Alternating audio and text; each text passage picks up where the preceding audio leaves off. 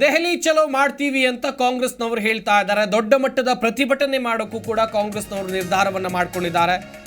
ಇದೇ ವಿಚಾರವಾಗಿ ಆರ್ ಅಶೋಕ್, ವಿಪಕ್ಷ ನಾಯಕ ಆರ್ ಅಶೋಕ್ ಕಿಡಿಕಾರಿದ್ದಾರೆ. ಚುನಾವಣೆಗೂ ಮೊದಲು ಶರಣಾಗುವ ಪ್ರಕ್ರಿಯೆ ಅದು.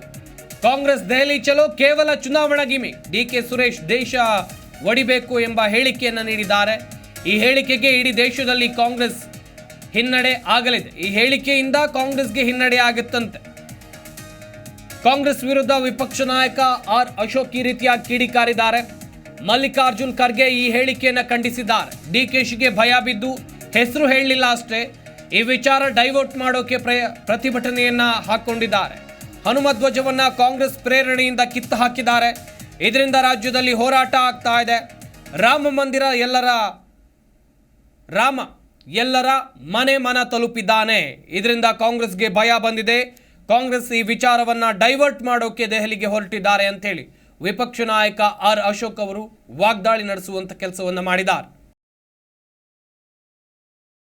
ಗಮನಿಸ್ತಾ ಹೋಗೋದಾದ್ರೆ ದೊಡ್ಡ ಮಟ್ಟದ ಹೋರಾಟವನ್ನ ದೆಹಲಿ ಚಲೋ ಮೂಲಕ ಮಾಡ್ತೀವಿ.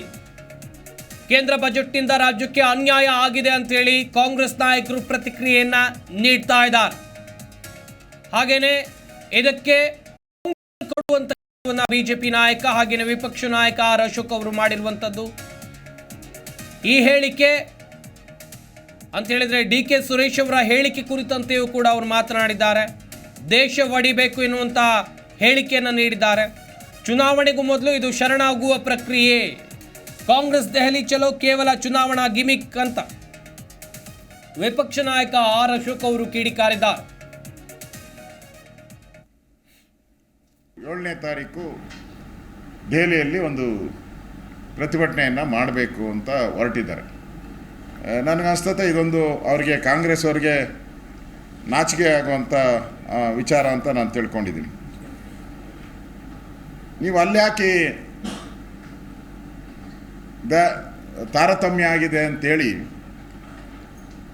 ಧರಣಿ ಮಾಡೋಕ್ಕೆ ಮುಂಚೆ ನಿಮ್ಮದೇ ರಾಷ್ಟ್ರೀಯ ಅಧ್ಯಕ್ಷರು, ರಾಜ್ಯಸಭೆಯಲ್ಲಿ ವಿರೋಧ ಪಕ್ಷದ ನಾಯಕರು, ಅಂದರೆ ಎನಿ ಟೈಮ್ ಮಾತಾಡೋಕ್ಕೆ ಅವಕಾಶ ಇರುವಂಥ ನಾಯಕರು,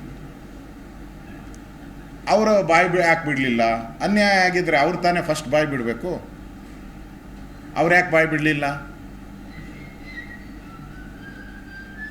ಅವರು ಇದ್ರ ಬಗ್ಗೆ ಒಂದು ಚಕಾರನ ಮಾತೂ ಆಡಿಲ್ಲ. ಅದೇ ಕೇಂದ್ರದ ಪಾರ್ಲಿಮೆಂಟಲ್ಲಿ, ರಾಜ್ಯಸಭೆಯಲ್ಲಿ ಖರ್ಗೆ ಅವರೇ ನಾಯಕತ್ವ ಇದ್ದು ಇದ್ರ ಬಗ್ಗೆ ಮಾತಾಡ್ಬೋದಾಯಿತು. ಅಲ್ಲಿ ಮಾತಾಡಿಲ್ಲ. ಮತ್ತು ಅವರು ಲೋಕಸಭಾ ಸದಸ್ಯರುಗಳಿದ್ದಾರೆ ಭಾಳಷ್ಟು ಜನ. ದೃಷ್ಟಿಬೊಟ್ಟಾಗಿ ಇವರೇ ಇದ್ದಾರೆ, ಸುರೇಶ್ ಅವರು. ಇವರು ಎಷ್ಟು ಸರಿ ಈ ಬರದ ಬಗ್ಗೆ ಲೋಕಸಭೆಯಲ್ಲಿ ಮಾತಾಡಿದ್ದಾರೆ. ಎಷ್ಟು ಸರಿ ತಾರತಮ್ಯ ಆಗಿದೆ ಅಂತ. ಕೇಂದ್ರದ ಬಡ್ಜೆಟಲ್ಲಿ ಇದುವರೆಗೂ ಸುಮಾರು 10 ಬಡ್ಜೆಟ್ ಬಂದಿದೆ. 10 ಬಡ್ಜೆಟನ್ನು ಮಂಡಿಸಿದ್ದಾರೆ. ಯಾವತ್ತಾದರೂ ಸುರೇಶ್ ಅವರು ಈ 10 ಬಡ್ಜೆಟನ್ನು ವಿರೋಧ ಮಾಡಿ ತಾರತಮ್ಯ ಆಗಿದೆ ಅಂತ ಎಂದಾದರೂ ಹೇಳಿದಾರಾ? ಇವತ್ತು ಏಕಾಏಕಿ ಹೇಳಿದ್ದಾರೆ ಅಂದರೆ ಇದು ರಾಮ ಮಂದಿರ ವಿಚಾರ BJP ಗೆದ್ದೇ ಗೆಲ್ಲುತ್ತೆ, ಚುನಾವಣೆಯ ಸ್ಟಂಟ್ ಅಷ್ಟೇ. ಇದು ಮಾತಾಡೋರು ಇದ್ದಿದ್ರೆ 9 ವರ್ಷ ಯಾಕೆ ಸುಮ್ಮನೆ ಇದ್ದರು? Why? What is your problem? 9 ವರ್ಷ ಹಂಗಾರೆ ಚೆನ್ನಾಗಿ ಕೊಟ್ರಾ? 9 ವರ್ಷ ಸರಿಯಾದಂಥ ಕೇಂದ್ರ ಸರ್ಕಾರದ ಅನುದಾನಗಳು ಕರ್ನಾಟಕಕ್ಕೆ ಸರಿಯಾಗಿ ಬಂದಿದೆ. ಇದೊಂದು ವರ್ಷ ಮಾತ್ರ ಬಂದಿಲ್ಲ ಹೇಳಬೇಕಲ್ಲ. 9 ವರ್ಷ ಬಾಯಿ ಮುಚ್ಕೊಂಡು ಸುಮ್ಮನೆ ಇದ್ದುಬಿಟ್ಟು ಈಗ ಏಕಾಏಕಿ ಈ ವರ್ಷ ಮಾತ್ರ ಸರಿ ಇಲ್ಲ ಅಂತ ಹೇಳಿದ್ರೆ ಇದು ಚುನಾವಣೆಯ ಸ್ಟಂಟ್, ರಾಜಕೀಯದ ಸ್ಟಂಟು. ಅಷ್ಟು ಬಿಟ್ಟರೆ ಇನ್ನೇನೂ ಇಲ್ಲ. ನಾನು ಕಾಂಗ್ರೆಸ್ ನಾಯಕರಿಗೆ, ಕರ್ನಾಟಕದ ಸಿದ್ದರಾಮಯ್ಯನವ್ರಿಗೆ ಆಗ್ರಹ ಮಾಡ್ತೀನಿ, ಒಂದು ವೈಟ್ ಪೇಪರ್ ಬಿಡುಗಡೆ ಮಾಡಿ ಸ್ವಾಮಿ. ನೀವೇನೋ ಲೆಕ್ಕ ತಳಕ್ ಪಳಕ್ ಮಾಡೋದು, ಹಿಂದೆ ಮಾಡೋದು ಅದೆಲ್ಲ ಬಿಟ್ಬಿಡಿ. ಡೈರೆಕ್ಟಾಗಿ